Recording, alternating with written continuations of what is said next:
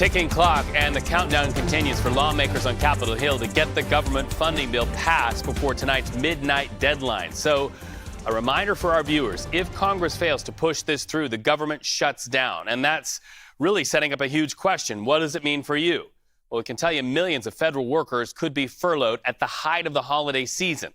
So just moments ago, the White House weighed in on these negotiations. We want to let you listen to that. This is a mess that Speaker Johnson created. It is his mess to fix. There was a deal on the table. They weighed a bipartisan deal. A bipartisan deal. In this day and age, they were able to come up with a bipartisan deal. And, you know, that agreement, the Speaker Johnson needs to stick to. He needs to hold his commitment to that agreement. And so they have to fix this. This is their mess that they created, and they need to fix it. So, in short, blame Republicans and Mike Johnson. Now, meanwhile, House Minority Leader Hakeem Jeffries gave some insight into the progress of those negotiations happening as we speak. Take a listen to what he had to say. Lines of communication have been reopened. We're going to do everything we can to avoid a catastrophic government shutdown. But debt limit is off limits, sir. It's premature to have that conversation. At this moment in time, we haven't even hit the debt ceiling. Do you anticipate the bills are going to be split up, sir? I have no idea. Hakeem Jeffries there. Well, lawmakers also gave their own updates from inside the meeting rooms as these discussions continue. Here are just some of what they had to say. Are you having a rules meeting? I'm seeing all you guys tweeting that, but we haven't been notified. Well, Norman said you guys are headed to rules. Well, he's off. Do you know if the bills are being split up, sir? What? Do you know if the bills are being split up? I don't know. Has that been communicated to you? Nothing. Democrats, obviously, I know Republicans are trying to blame Democrats for this situation. How do you respond to that? Republicans are in charge. We don't know what they're doing, but we're here ready to keep the government open if they are willing to work with us and find a path forward. You're not worried about the political implications. And what are you telling your constituents? Republicans, it's a mess the Republicans have created. We had a bipartisan deal. We're ready to vote on a bipartisan deal and move forward. So you saw in every one of those lawmaker interviews there in the halls of Capitol Hill and Congress, Nicole Killian with CBS News with every one of those interviews. Nicole is still there. She is tracking the developments minute by minute to see what could happen. We are little under 14 hours now until the U.S. government shuts down. The implications could be, as Hakeem Jeffries said, catastrophic if you believe his perspective. So we'll have a little bit more on that from Nicole a little bit later in this broadcast. But let's talk about what is ahead for so many of us packing our bags. We see you, America. A record number of you getting ready to go over the river and through the woods this holiday. Holiday travel expected to break records, while at the same time there is that looming government shutdown. It threatens to put a foot in the door of your journeys. Let's go live now to one of the busiest airports in the country, and my friend, CBS News correspondent Skylar Henry. Skylar, you are in Atlanta. Whenever we say Atlanta Airport, we know that equals busy any time of the year, but especially this time of year. Thousands of people traveling, and the big question, what happens if those TSA workers are not paid with this pending government shutdown looming? Yeah, so the head of the TSA union has already indicated that there will certainly be delays as it relates to people traveling, but these workers will be here because they are deemed essential. Same goes for air traffic control operators as well. They say that, yes, they will be open, but lines might be longer, travel might be slower for the tens of thousands, if not millions of people that will be making their way to their destinations this holiday season. But they say as of now, things are moving smoothly here at the nation's busiest airport, if not the busiest airport in the world. It's been relatively light here. We see some of the delays at some of the main checkpoints, 6 minutes here, which is certainly not something that we're accustomed to here in Atlanta. Right. They also anticipate seeing even more people read in the coming days. They say that this Friday isn't the big swell. It's next Friday where they anticipate more than 300,000 people just that day making their way across the country and international destinations. They also say that during the holiday travel stretch, which is between today, December 20th, and January 5th, 3.7 million people alone. Now let's zoom out just a little bit. The AAA says that they anticipate more than 107 million people hitting the road. That's up from last year. They say airline prices are up, gas prices are down, so we're going to round up the family and then make our way more than 50 miles down the road to grandma's house or wherever they want to be celebrating the holiday season. They also say that they anticipate millions more hitting the air as well, and so it certainly will break some records around the country. All right, so give our viewers a tip about what the busiest day at the airports are expected to be, and then also the busiest day on the roads. Maybe those will be days that we'll just schedule around because of what you have to say here. You're That's right. Scholar. So, as it relates to, I appreciate you, Reed. I appreciate you. As it relates to the busier days, next Friday will certainly be a busy day, but then also those days surrounding the new year. That's December 31st, 1st, 2nd, 3rd, you know those days. They say that they anticipate the biggest numbers, and because of that, especially what we hear here at the airport, get there early, 2 hours, 3 hours for international travel. As it relates to hitting on the road, make sure you fill up on that gas the night before that big road trip, and then also the big cliche, pack your patience, right? Because they know that there will be traffic on those roadways. They just want to make sure that you are giving you and your family enough time to get to those respected destinations safely. Well, and always be kind, because we know people in line are frustrated. Everybody's just doing their best. Skylar, Henry, go get a Cinnabon at that airport and enjoy it from me. Nice to talk to you. Cinnabon and coffee, especially if you are at Minnesota area airports. The winter weather could impact your holiday travel, so you need something warm, right? Just yesterday, the TSA ordered ground stops at Minneapolis-St. Paul International, and all that fresh snow also creating dangerous driving conditions out there on the roads. Brr. Extra R's there, Jess. I know. I can feel it through the camera right there. And I can't even imagine driving in it right now. If you live up near Minnesota, if you live throughout the Great Lakes, I mean, they're used to these storms, but it continues as we get closer to the holidays, which makes it a lot more challenging for that holiday travel. Let's dive over into there real fast. Some of our states are actually under winter weather advisories right now, close to New York as we head into the evening hours tonight, as this clipper continues to sweep throughout this region, bringing in more snow and rain mix with some gusty conditions at times as well. Take a look behind me. This system has been moving in from the north, so this cold, dense air continues to sweep from the Canadian border all the way down into our states, and it's delivering some snow all the way down to the Appalachians as well. And as we head into the evening hours tonight, it's going to be a brisk one. So if you're traveling late this evening, maybe you want to just hold off until tomorrow morning if you're impacted by this. Now, heading into the overnight hours tonight, we could see close to around 7 inches of snow locally, but on average throughout upstate New York and over into Vermont and New Hampshire, we're seeing closer to around 1 to 2 inches. So just another winter storm pushing its way through, making it so inconvenient for many of us trying to travel out there, gearing up for the Christmas week right around the corner. And we are wrapping up school and work this week for many of us, and this is what we're expecting, close to around 2 to 3 inches up near Syracuse. We head all the way down into the Appalachian, closer to around 2 inches at max down there. Our travel forecast looking really nice as we head to the west side of the states. The east side still dealing with a lot of snow and rain mix. We'll have more on that in a bit. Back to you. All right, Jess, so let's get back to the chill on the Hill, so to speak. The countdown continues for lawmakers on Capitol Hill to get the government funding bill passed before tonight's midnight deadline. And a reminder for our viewers, if Congress fails to push that through, the government shuts it down. CBS News congressional correspondent Nicole Killian joins us live on the stream right now. So a lot of questions remain unanswered at this hour. So wrap up what we know so far with the big questions that remain.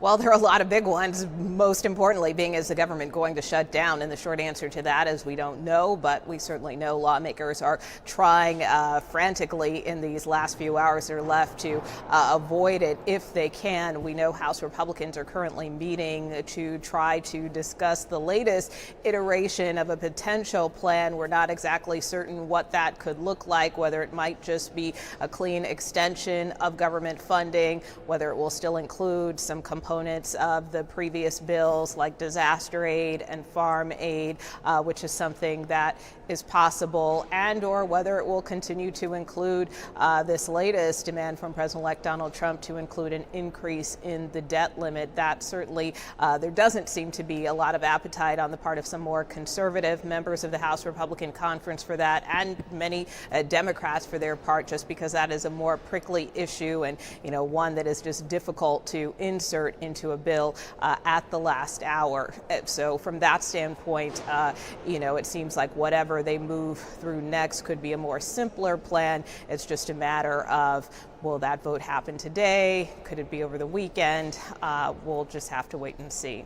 And as we take the temperature of where lawmakers are, listen, it seems like in the last few minutes, every time we've rolled some sound for our viewers to hear about lawmakers sort of characterizing this, it's your microphone and your questions getting the answers, Nicole. Are you getting a sense that the lawmakers there are teeing up a whodunit, a blame game, so to speak? Well, I mean, that always happens here on Capitol Hill, and that's kind of been the case since all of this kind of blew up midweek. Of course, you have Democrats blaming Republicans for breaking the initial agreement.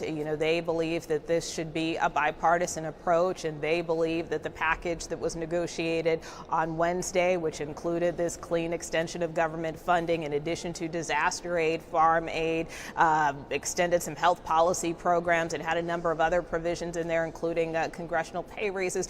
All of those things, they believe that that is the deal that should move forward because it was negotiated. And if you negotiate a deal, you should stick with the deal. But as we know, that is something that President-elect Trump, Elon Musk have weighed in saying, it was filled with too much pork. They wanted to see a more slimmed down package, particularly the president-elect calling for that increase in the debt limit, most notably because he has a lot of ambitious programs that he wants to roll out that's going to require a new spending, whether that is for his plans for mass deportation and border security, whether it is extending his tax cuts. So from that standpoint, that is kind of why he would like to see that increase in the debt limit, so you're not bumping up against a credit card limit when you're trying to do some of this new spending for these programs that he campaigned on. So that being said, the Speaker Johnson is pretty much caught between a rock and a hard place here. And so that's why he and Republicans are blaming Democrats, because they feel like, look, we need to clear the runway for the president-elect, allow him to hit the ground running with his agenda. And so it's Democrats that are holding this thing hostage. So yes, plenty of finger pointing to go around at this hour. And this might be a simpleton's question, so forgive me, but we're just past the 1 o'clock hour there on the East Coast. Do lawmakers stay past 5, 6, 7 and keep working right up until midnight to try to get this done? I don't think they have a choice, Reed. I mean, it wouldn't really be good optics if they just walked away.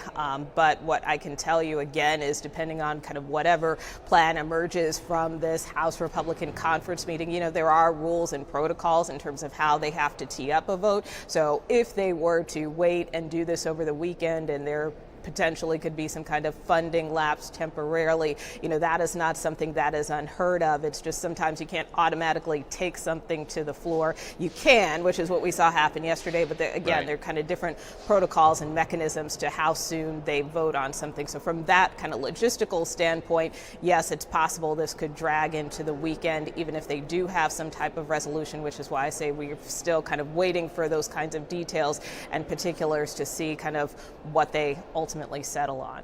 I remember that old Saturday morning cartoon, I'm Just a Bill, but today it doesn't feel like just a bill. Nicole Killian, thank you so much for chasing the answers there for us. Have a great day. Well, click and ship holiday shoppers, listen up. Amazon facing a worker walkout. Will it affect your deliveries, especially in certain key U.S. cities? What cities we're talking about, and the back and forth between Teamsters and Amazon bosses. Plus, some Starbucks workers also on the picket line. We've got that and more on the other side of the break. You're watching CBS News 24/7. Until we come back, we'll be watching these monitors for breaking news.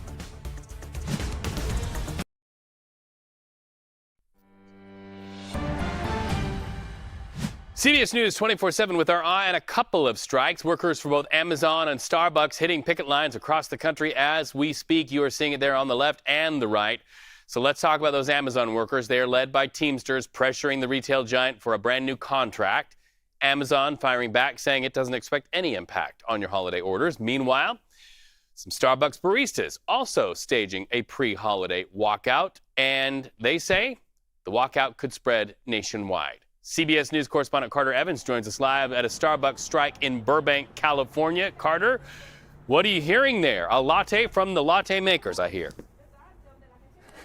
Seems like another day, another strike.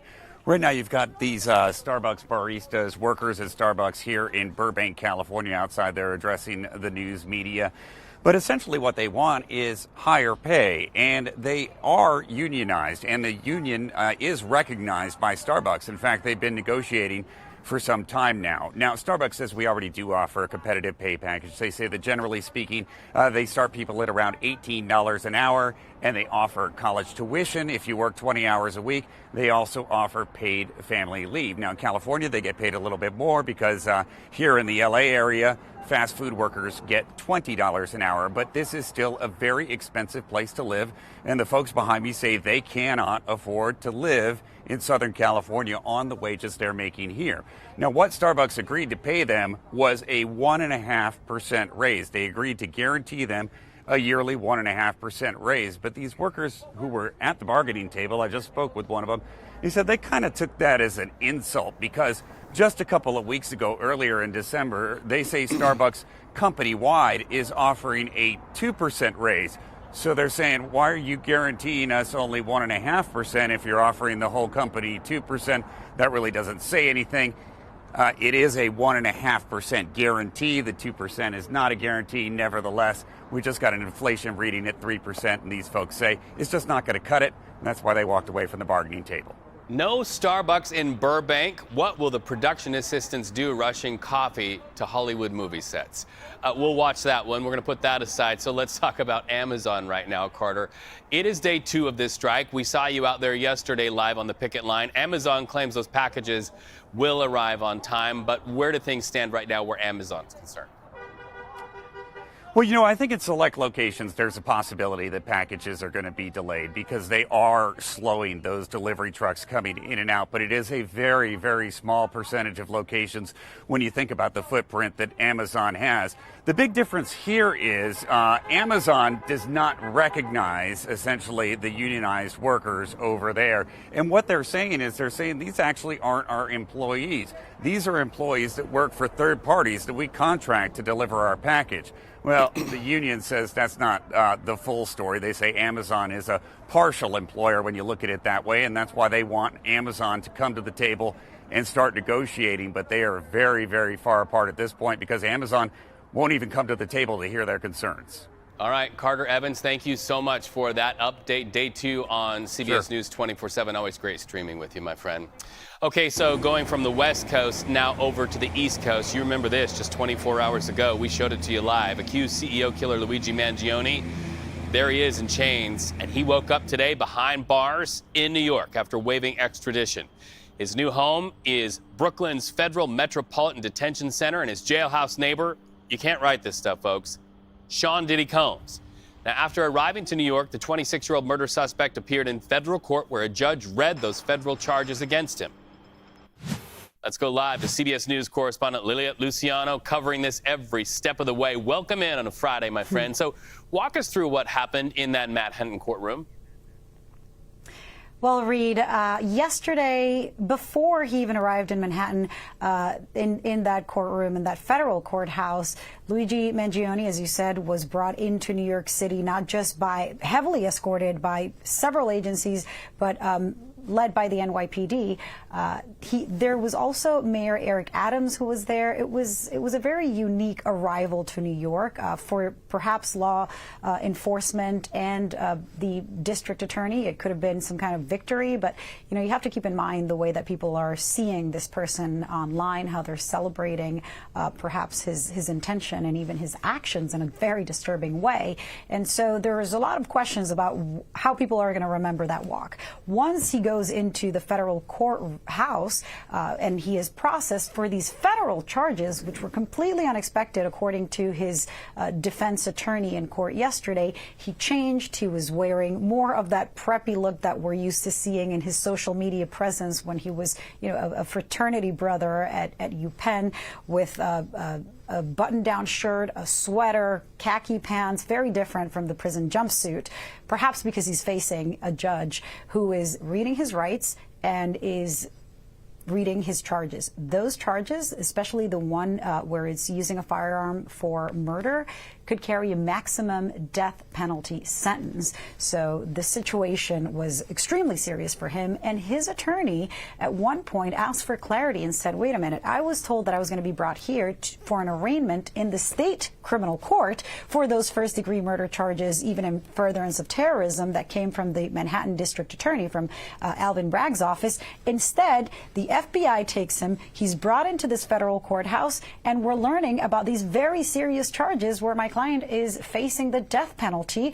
The attorney seemed to need a lot more clarity, which the judge allowed, set a date for next month, for January, for his preliminary hearing. And here we are still waiting on when he's going to be arraigned on the state charges. Is the root of the defense attorney's concerns here a double jeopardy concern? Is that what she's getting at?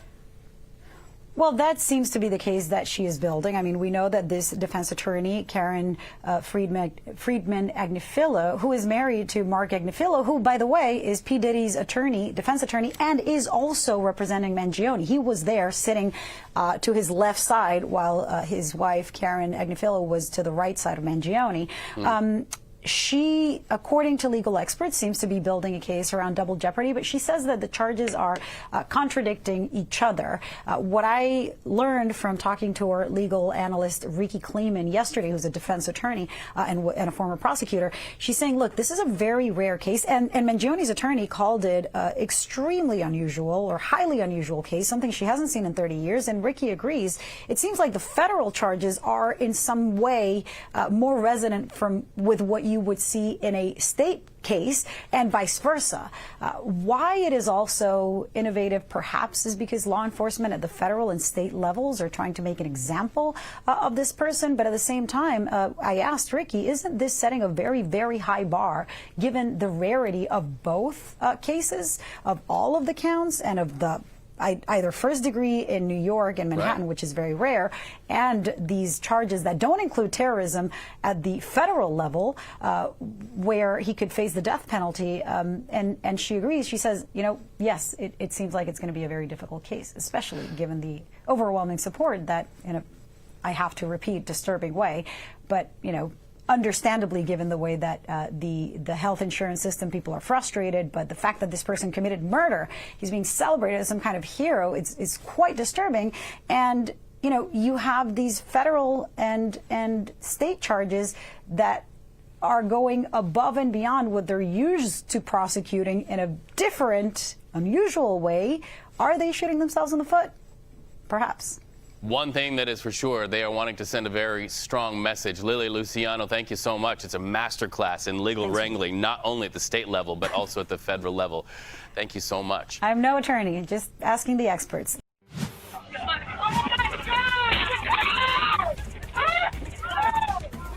Screams on a school bus caught in the crossfire of a crime. Where it happened and the condition of the children on board when we come back. You're watching CBS News 24/7.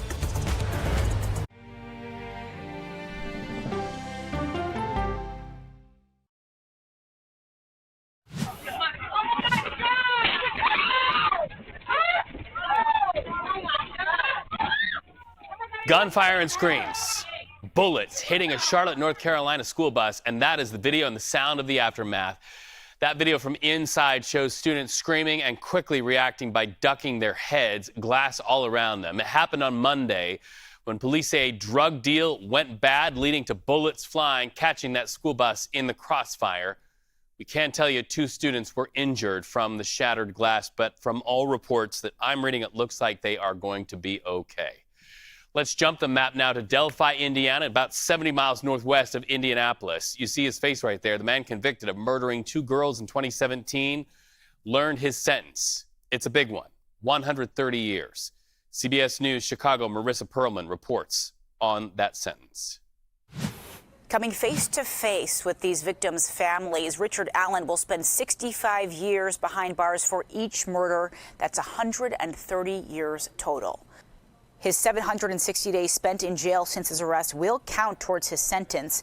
One interesting moment in court, the special judge in charge of this case commented during sentencing, Allen rolled his eyes, as she said he did throughout this entire trial. Now, as we've been sharing, this case has long cast a shadow over the teen's hometown of Delphi. Last month, a jury found Allen guilty on all charges in the double homicide murder for the killing of 13-year-old Abby Williams and 14-year-old Libby German. A gag order has prevented Abby and Libby's families from commenting during or after Allen's trial, but today they were finally able to share their victim impact statement. Abby and Libby's family each spoke about how this sentence doesn't bring these teen girls back. They also went after the defense team, admonishing them for how they handled this case, at one point calling their work careless, especially in how they handled photos of the crime scene leaked and circulated to the public. Allen was arrested in 2022, 5 years after the 2017 murders. He admitted to police he was on the trail that day, but denied being involved in the crime. The teens were walking along a Delphi hiking trail when they were attacked and killed. Their bodies were dumped in the woods nearby. As we said, that gag order was in place for both families and for law enforcement during the trial. After sentencing, all parties were able to speak. This community has embraced our families from day one and continues to lift us up and support us. And again, for that, I'll always be grateful. I want to thank them. It's been almost 8 years coming. If I live to make it 80, it'll almost be 10% of my life that's been spent working on this. There will never be any closure in this case. The Germans and the Williams family lost their daughters, their granddaughters, their siblings. Justice, a form of justice was served, but it does not bring Abby or Libby back. Allen was sentenced for 2 of the 4 crimes he was convicted of. That's because of double jeopardy. In court, Allen alluded to the fact that he will appeal the sentence. He'll also be assigned a public defender. For CBS News, I'm Marissa Perlman. All right, when we see it, you see it. We have some breaking news to get you out of Tennessee. 2 people shot inside a manufacturing plant in the town of Livingston. That's about 100 miles east of Nashville. So here's what we know so far from troopers. They say that suspect died from a self-inflicted gunshot wound during a standoff with police in those very tense hours. Those 2 shooting victims reportedly rushed to an area hospital so far, and we'll try to get you the information, but right at this hour, we do not have word on the severity of their injuries. All right, global news now. In Croatia, a 7-year-old girl killed in a stabbing attack at her elementary school. A man with a knife went on a violent rampage at that school in the country's capital. 1 teacher and 5 other students wounded. Police say the attacker, described as a young male, is in their custody. Look at this and listen to it. That's video to our monitors bringing us this bizarre scene and the sounds happening out of the Taiwanese parliament. Lawmakers exchanging blows and screaming at that after members of the Democratic Progressive Party barricaded the entrances by piling chairs on the front of the doors. Their goal? To stop 3 amendments introduced by the opposition that would make it harder for Parliament to remove elected officials. Leaders of the party say those bills could ruin democracy on the island. Well, in the United States, can your elected officials come together to avoid a government shutdown? Doors not barricaded there, but bills blowing up. And the big question, can they do it with the president-elect and Elon Musk adding fire to the discussion? We'll have more when we come back on CBS News 24/7. Until then, we're watching these monitors for breaking news.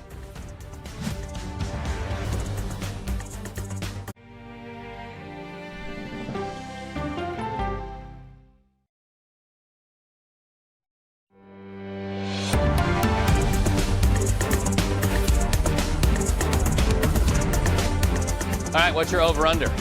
Lawmakers struggling to strike a deal to keep the government funded. So if you haven't been watching this drama on Capitol Hill, let's get you caught up right now.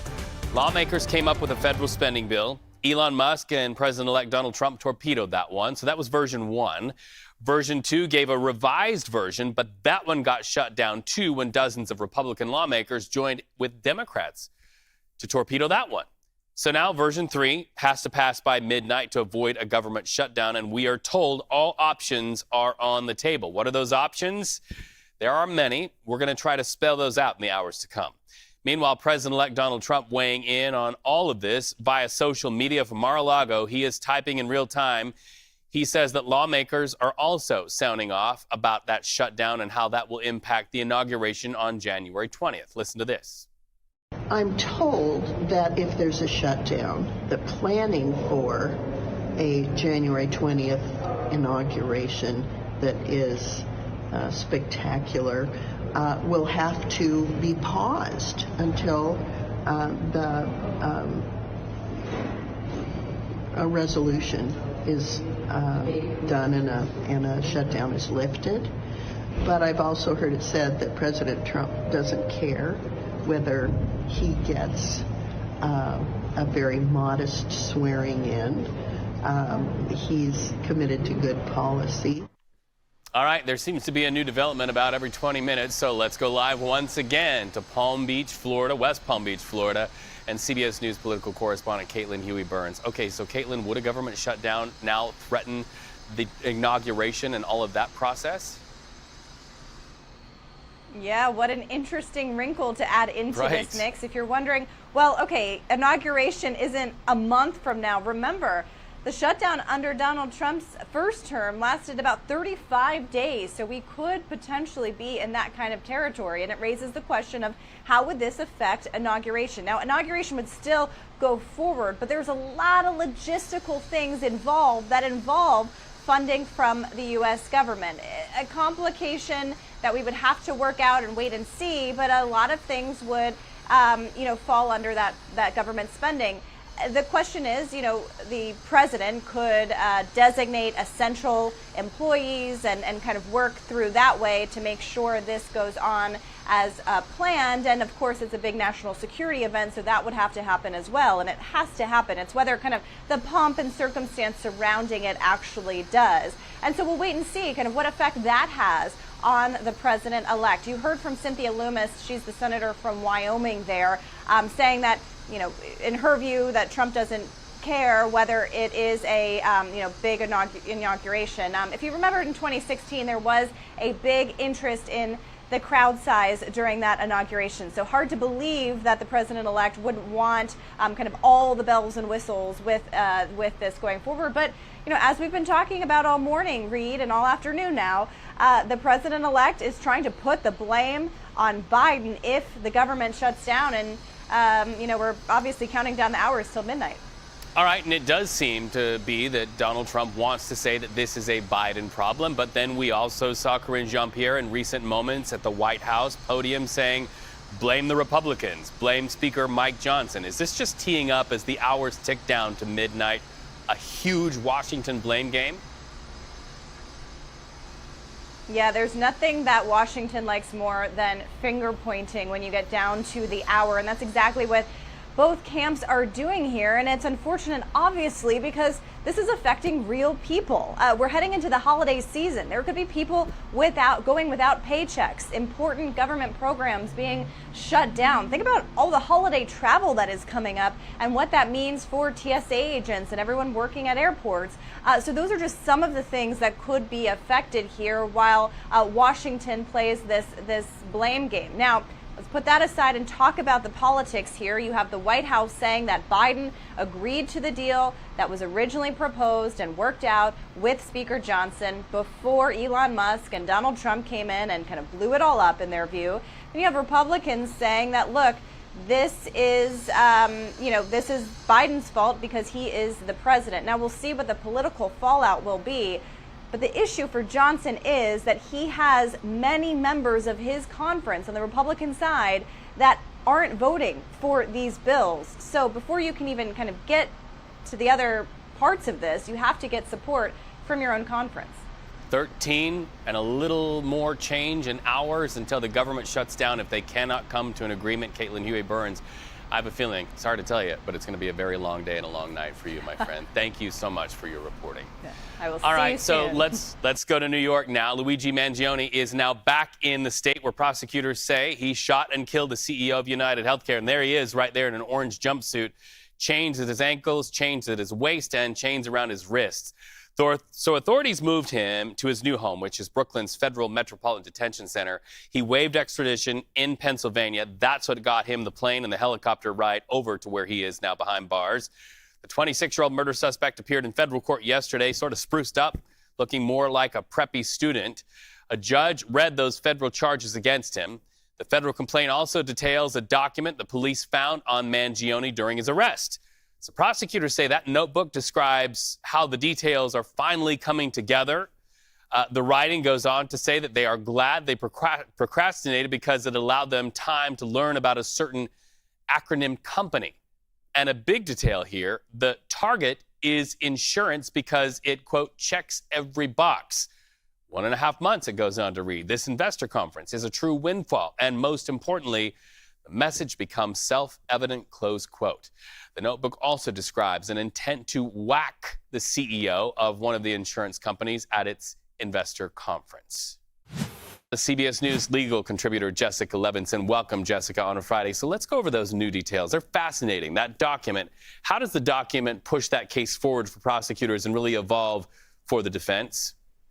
So I think what it helps prosecutors show, number one, is the stalking charge, the idea that there is lying in wait. Number two, that there's premeditation. I think essentially the notebook the prosecutors will want to use to try and undermine any claims that Mangione could not form the intent, that there was some sort of mental illness here, that Mangione had mental issues that prevented him from forming the mens rea necessary to show these charges. Now, not every piece of evidence and not every piece of evidence in its complete form will be read to the jury and shown to the jury in a potential trial. But this, again, I think the prosecutors will use to show he knew exactly what he was doing.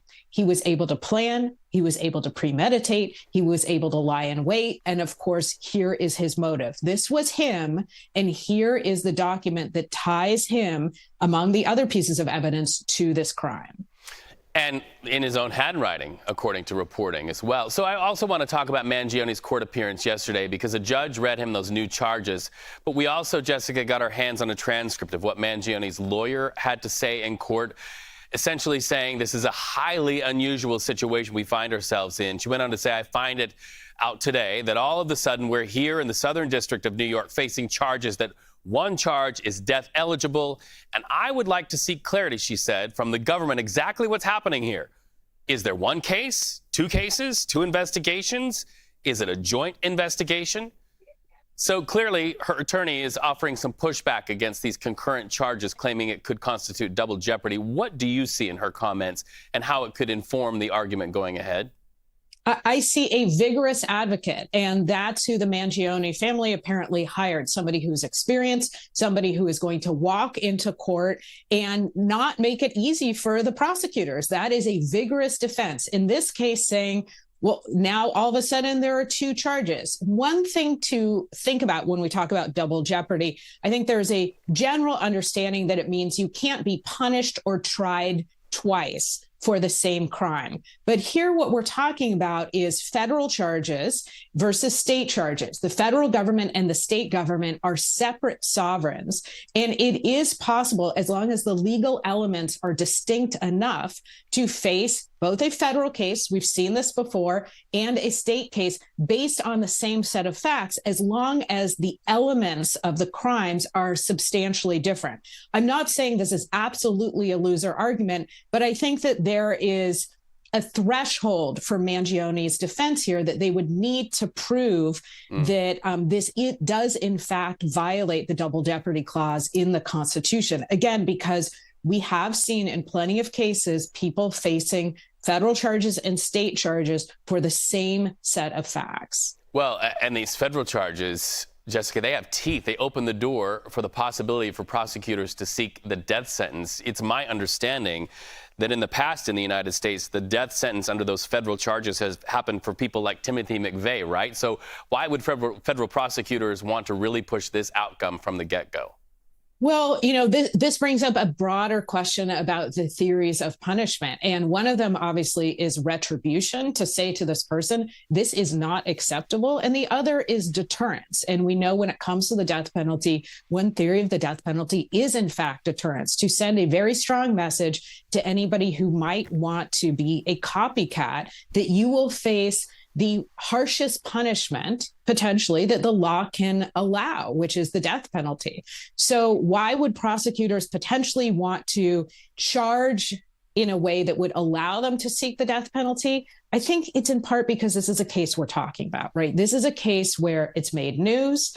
And this is a case where you want to send a message that we simply don't tolerate this type of conduct in our society. Yeah, it's like watching a Vegas game where all the poker chips are being pushed on the table by the feds, Jessica. This will be fascinating, and I have a feeling you and I will be talking about this on CBS News 24/7 many, many times. We always appreciate talking to you. You have a good weekend, friend. So let's get back to Capitol Hill now, and all eyes on how close Republicans and Democrats actually are to stopping a government shutdown. We've got cameras outside many offices there on Capitol Hill. We are interested to see where GOP leaders are on this. Of course, we know that they are the ones who are being blamed by Democrats for stopping this and blowing it all up.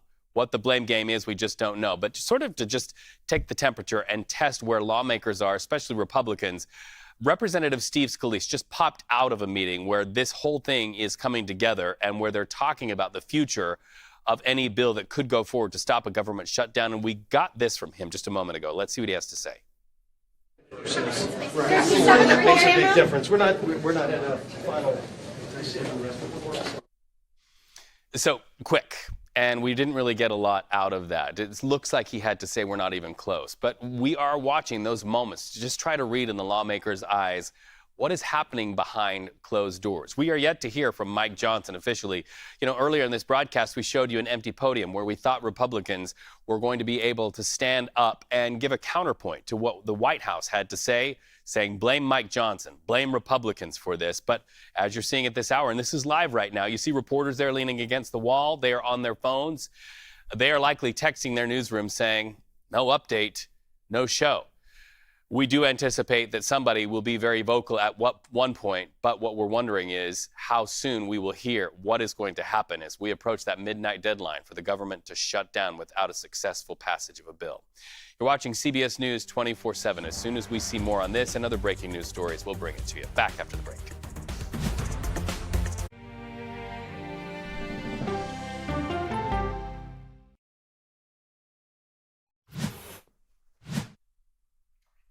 Welcome back, everybody. So we wanted to get back out to those microphones that have been standing there on Capitol Hill. It is our understanding that we are starting to hear from Republicans as they're coming out of meetings discussing a looming government shutdown after a bipartisan bill got torpedoed. Representative Lauren Boebert is at that microphone now. Let's go ahead and listen in.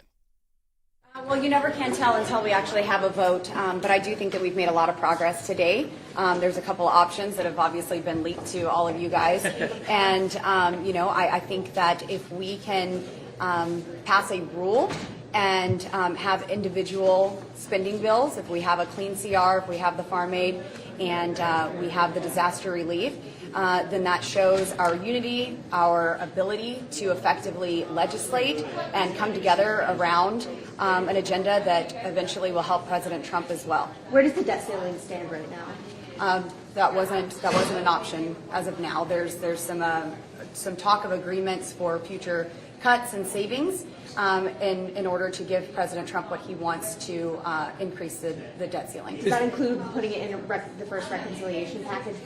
Debt ceiling increases would be in reconciliation, yes. Does President Trump seem to be looped in on everything at this point? We've spoke with many folks from his team. We've spoke with Vice President, and we know that communications are getting back to him, and we hope that he would support whatever direction we end up going with. I'm not in favor of putting this all together and voting for one CR. I would agree with some sort of a MERV process, something that I'm typically against, but because of the Senate's deadlines and their rules that they have in picking up multiple pieces of legislation, I think us having these individual bills and having those votes is best, and then to merge them together to send to the Senate so they would have their one vote. I think the Democrats may see our Plan B, our rule option with the individual bills, as a checkmate. And they would push for just a CR with everything in it, minus the debt ceiling, and consider that a win for them. I think this is a huge win for us. I think Hakeem Jeffries sees this as a huge win for Republicans. And you are listening to Representative Boebert talking about what she is seeing in some of those closed-door meetings as the government tries to avert a shutdown. Congress has a lot of levers. We'll see which ones they pull on CBS News 24/7 to come.